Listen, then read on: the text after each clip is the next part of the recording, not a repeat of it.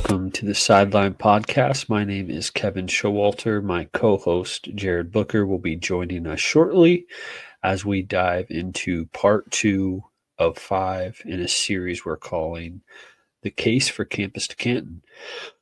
Excuse me. We are two friends who love football, fantasy football, and all things sports, and hope to build community through the content that we make. Feel free to leave a comment. Let us know that you're here. You can also follow us on X, YouTube, and TikTok at the TSP Community. This month, we are releasing our top 15 quarterbacks on YouTube and TikTok. Check those out if you haven't already. Our top 5 quarterbacks will be coming out this week. I know maybe some people aren't interested in, quarterback 13 in the NFL, but top 5, everybody can usually agree on that, I should say everyone can disagree on that of who's the top guy. So bear with me this evening. A little bit of spring allergies on this end, so hopefully we can get through this. Alrighty, so the big news from today was Derek Carr retired. What will be his legacy? Who will start in New Orleans? Is this article here from ESPN? I think the big thing is this guy's not a Hall of Fame quarterback. And so, I mean, no disrespect, but if Derek Carr gets into the Hall of Fame, you and I get into the Hall of Fame. Obviously, he's accomplished more. I'm being hyperbolic, but you can't just put everybody in. And so he had a good career. I would say we will remember Derek Carr as a good professional quarterback. That's a great thing. Not everybody needs to get, the gold jacket. So the big story as well is who is going to start in New Orleans. Obviously, Tyler Shough, drafted in the second round. I did see a graphic today on X of somebody hinting, I think it might have even been Adam Schefter, of would Aaron Rodgers sign in New Orleans. Would definitely be a sleeper team. Obviously, the Steelers and, really just the Steelers at the moment are courting Aaron Rodgers. But if he went out of nowhere to sign with New Orleans, that would certainly be interesting to jump in there and mentor those young guys. I personally think that they are going to move forward with Tyler Shough or Spencer Rattler. But again, you took Tyler in the second round. I think he will be the inside track for being the starter. Again, Derek Carr, we wish you the best in retirement. Other news this week. This is a big one as well. We've got George Pickens going to the Cowboys. Now, this was a great fit from a football perspective. He's a talented player. They're trying to keep up with the Commanders and the Eagles already having 2 good wide receivers on both of those teams. It's a common thing around the NFL. You see the Bengals, you see the Rams. It's huge conversation of who's got the best dynamic duo of wide receivers. Without a doubt, talent-wise, these two stack right up there into a top 5 conversation. What brings me joy as an Eagles fan is this dynamic in the locker room feels like a pipe bomb waiting to explode. And so talent on the field, without a doubt, these 3 in this picture are highly talented. I just think there's a reason the Steelers traded this guy.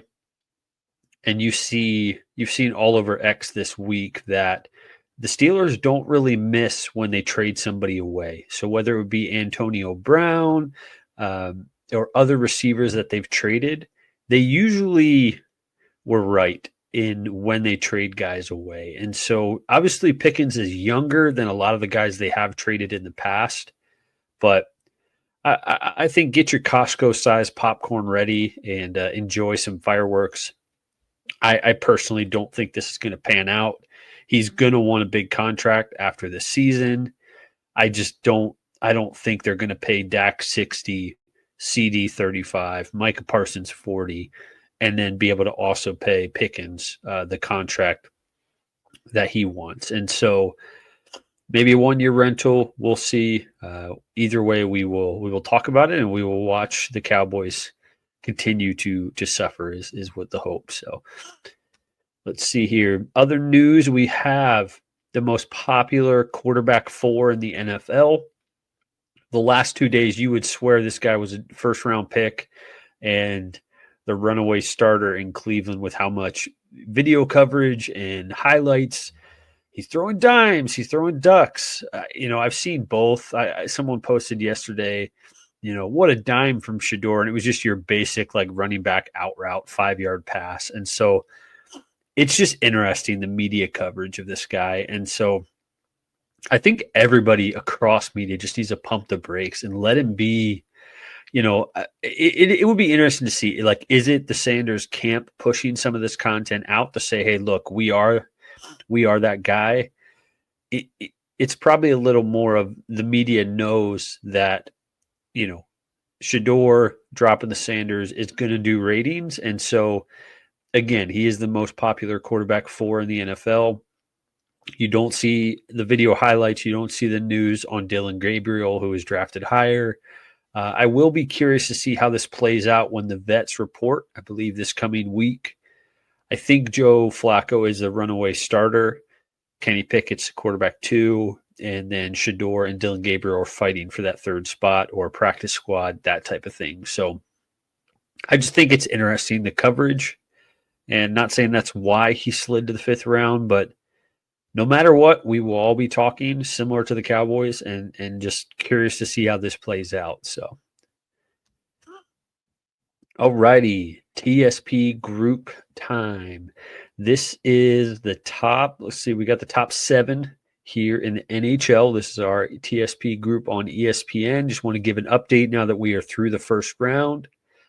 We got NT MDR1's picks in the lead, Zacher.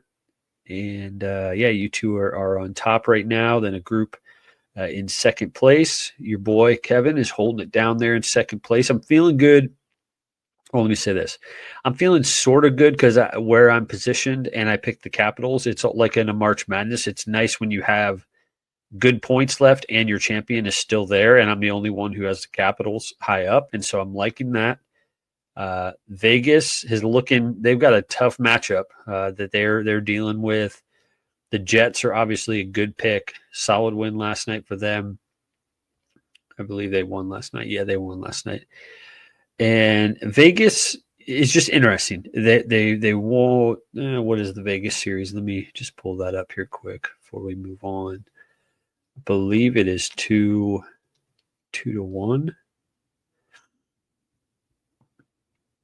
And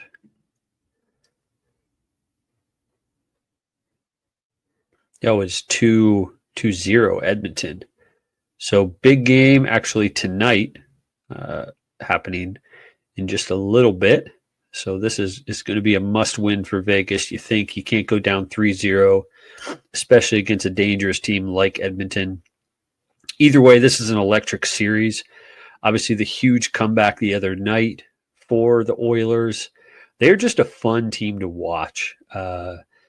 Draisaitl, McJesus, they're a fun brand of hockey, especially people who, even like myself, I don't watch a lot of hockey during the regular season, but I can't not watch in the playoffs. It's just too good of action.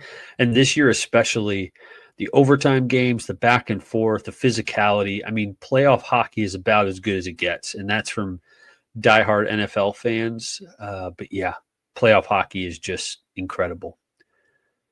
So again, we'll keep you guys updated on our group. It's kind of a little slower building than a March Madness because we don't get as much. It takes a while for these series to complete, but we'll keep you guys updated. Moving over to our NBA, we've got Fadeaway 3, ESPN fan, and Chad Jackson are our top 3. I buried myself last week with just me and Jonah Norris with those Lakers picks. Not looking good, obviously. One thought I have here is curious, and I didn't pick up, the next 5 teams, but when I see the Thunder, the Celtics, and the Cavaliers as our top picks so far, all 3 of those teams feel to be in a little bit of trouble. Obviously the Celtics to possibly repeat, and the Thunder looking like they might be a challenge to get past Denver and Cleveland. Same thing with the Pacers. And so it has been electric in the NBA. I think the big story in the NBA playoffs this week has been Steph Curry's hamstring going down and really giving new life to the Timberwolves. I kind of wanted to see that series at full strength. We'll see if Steph gets back for a game 6 or 7, but it might not make it that far. You know, if Golden State is just a completely different team without Steph. The Nuggets look like the real deal. I saw a quote from Joker today of he might have been the worst player on the floor last night, and the Nuggets still won. So that says a lot about this Nuggets team. They are a dangerous team. Aaron Gordon is playing out of his mind with clutch jump shots. Russell Westbrook is cooking in that just mess stuff up role, make some shots, play aggressive defense, force turnovers. He's really found a home in Denver. And honestly, I'm kind of cheering for him. I would love to see Russell Westbrook get a ring with the Nuggets. All right, so without further ado, we are going to jump into part 2 and what we are calling the case for Campus2Canton. This is our why you should play this version of fantasy football. Oh, I thought you were going to dance with me. Oh, man. Not on camera. I'm going Trump dance. You're going, who knows what you're doing. Give me some dance moves. Come on. All right. Okay, without further ado, we are going to move into some trivia. So take it away, Booker. Well, I am very, very proud of the questions that I came up for trivia this time around, and I think you're going 0-2 on this, unless you get lucky. I think you're not going to know these. These are current, like 2025, but you're not going to know them, and I'm calling it. All right. Chat GTP, here we go. At least. How many NFL draft prospects were prank called during this year's draft? Was it A, at least 8, B, at least 10, C, at least 12, or D, who cares? It's all about that guy who's drafted in the 5th round. Gosh, I have no idea. I remember seeing so many notifications about, like, obviously the Shedeur prank was big news there for a while, but then it felt like everybody in the 1st round was getting pranked. I have no idea. I'm gonna go D. Who cares? It's all about the guy drafted in the 5th round, just because you would. It could be, honestly, it could be any of those. Final answer, D. Unfortunately, you are wrong. The answer is A, at least 8. So listen to these names. Listen to these names and tell me, why are we not talking about these guys? And we're talking about the guy who was drafted in the 5th round. Yeah. We have Abdul Carter, Tyler Warren, Mason Graham, Kyle McCord, and then Isaiah Bond, and then there's a couple other guys, Chase Lunt and Josh Connerly. But those are some big names to not be like at least making a news story about. But like the guy from the Atlanta Falcons' son was responsible for that, and he got fined, and it was just like it just makes such a big deal about it if it's got a Sanders name on it, and I'm over it. So that question was more about mockery than anything else. I love your at least 8. So it was like, it could be 9, but it's not 10. Yep. Yeah, that was by design. All right, are you ready for question 2? So you are 0-1. You ready for your chance to go redeem? 500? I'm gonna totally redeem myself right here. Here we go.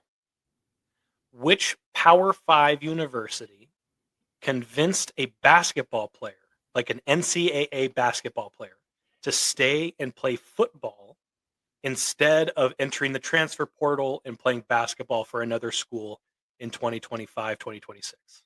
Was it A, Oregon, B, West Virginia, C, Clemson, or D, South Carolina? That's a chat. great question, huh? That's yeah. There's not even any specifics there. You didn't even give me any hints. Give me a name. Just like, hey, there's a guy out there that did this. Well, this is And news. This is on the news. Like it was all over X today. yeah. So, oh, boy, I am going to. This feels like a Dan Lanning type of move. Convinced a basketball player to stay and play football. Yeah, I don't think Rich Rod is convincing people. South Carolina, maybe. I'm going to go Oregon. A Dan Lanning found some basketball freak and was like, "Dude, you could be my left tackle." So I'm going to go with A, Oregon. You are 0-2. It is C, Yeah. Clemson. So Sheesh.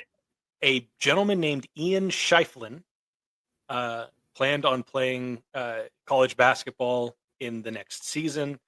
He's 6'8", 240 pounds, standout senior, just an absolute stud. And Dabo Sweeney was like, "Hey, come play tight end for me." And he is now Dabo. officially on my Campus2Canton watch list because I kind of want to draft that guy just for that reason. Like tight ends who previously played basketball, like Yeah. Oh Antonio yeah. Gates, they got Yep. some Yep. hands. So There's um, several guys in the league like that. So out of that, and you definitely went 0-2. You owe me something. we'll take a rain check on that. There you go. Let's move along here. Last week we talked about the what behind Campus to Canton. And again, this is part 2 of a 5-part series, and we are calling it The Case for Campus to Canton, both because we're starting a league and we want people to join, but also a big reason of why we started this podcast was the Campus to Canton League.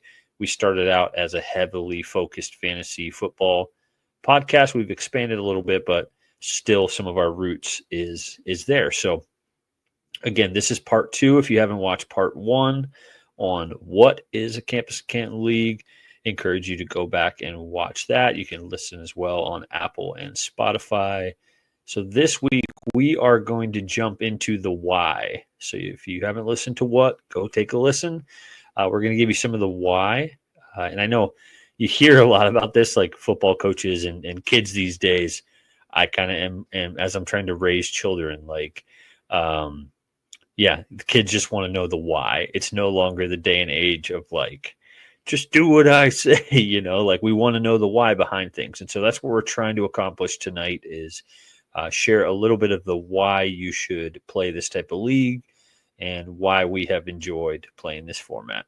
Okay, so why C2C? I remember back to the 90s of baseball. Like, was there anything better in baseball than Mark McGwire and Barry Bonds just hitting nukes and the excitement and the joy of watching baseball? That's kind of what Campus Canton feels like when you've just played redraft for so long and then you get dropped into a Campus Canton league. You're like, this is awesome. This is Barry Bonds on steroids hitting home runs. Like that's again, whether he should have been juicing or not is a different story for a different day. But the excitement factor, again, I think for both of us, it was such a fun type of league to play in that we're like, we got to start podcasts. Like we need to spread the word on this and help get more college football information out there. And we just love talking football. So, it is more challenging, I would say, than a normal redraft or dynasty. What would you say as far as the challenges that come with a Campus Canton league versus a redraft? Like, what's a challenge that you have faced playing this type of league?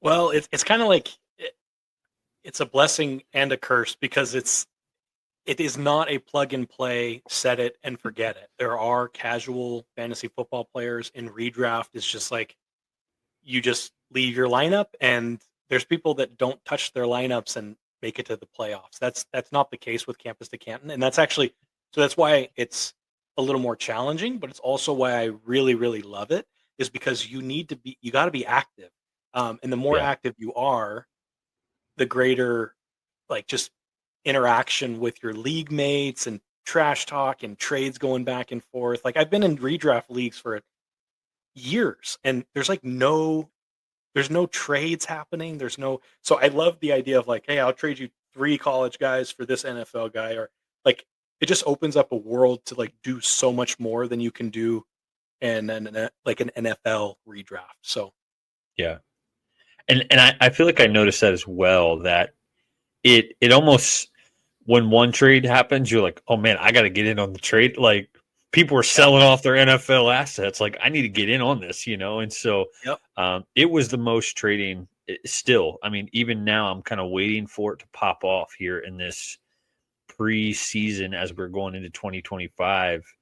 And I sort of want to be the guy to fire the first shot. I have a couple, bait in the water type of situations here. So we'll see if I land any trades. But yeah, it is just a lot of fun. So did you say fire the first shot? Go here's ahead. the Sorry, first keep shot. going. There I we go. had you. You've been waiting for a moment to fire So that long. that guy. So another awesome why is you're building long-term relationships and community. Again, we've been playing in the same redraft league. A lot of people out there have home leagues, and you're building community that way. But the amount of times I've reached out to, I've texted, I've been building like pretty good friendships with the guys. And we didn't know, like you knew one other guy in our league and we knew each other. But I feel like I've gotten to know each of these guys so well, and we've never even met in person. So I think we need to have like a little Campus Camp meetup. But yeah, it's been cool to be able to like get to know people through playing fantasy football. And again, it is more of a commitment because you're kind of going year round. But we've really gotten to know some guys and build those relationships through our, it is fake fantasy football, but you feel like a general manager. You feel like you are building this long-term roster, and there's strategy involved. And it really is a lot of fun. Yeah. So one other question for you. Why should someone play Campus to Canton for the first time this year? Well, if you are a fantasy football player who has played redraft only, and by the end of the year you're thinking, man, I have to wait months before the draft. The excitement of like what each weekend brings, it's like it's dual fold. So I love the fact that on Saturdays it's not just college football. Like we're watching Saturdays because it also counts towards fantasy football, and then Sundays does as well. So if you enjoy playing fantasy football, you get 2 days on the weekend, but then also like the off season is way more active. People aren't quiet. They're figuring things out. They're doing scouting. Like I've got a list of guys that I've just been like finding on the internet, different situations that are happening within the NCAA college football, being like, okay, I'm going to target that guy. So like because I enjoy college football and I enjoy fantasy football, I I, I like to delve into the scouting and the recruiting, and probably not. There's guys in our leagues that probably do way more of that than I do, but Oh yeah. I love that it takes a little bit more. It's not really a casual thing. It's investment, but it's been really rewarding because we get to hang out and talk about it, and yeah, Yeah. And I think the transfer portal, again, we won't get on too much of a rabbit trail here, but the transfer portal has made this really crazy. Like we just got signed back into our league on Fantrax, and it's crazy. I'm like, there's just guys that you remember them being on a specific team. Now all of their team rosters have updated. Some of those guys are no longer on Power Five schools.